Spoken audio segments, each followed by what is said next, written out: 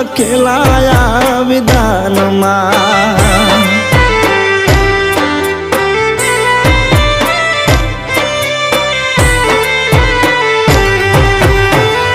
એક ભવમાં નહીં કરે બીજો ભવ મારી પદમાં વેઠીને વેઠાય એનાથી મારા વિરહ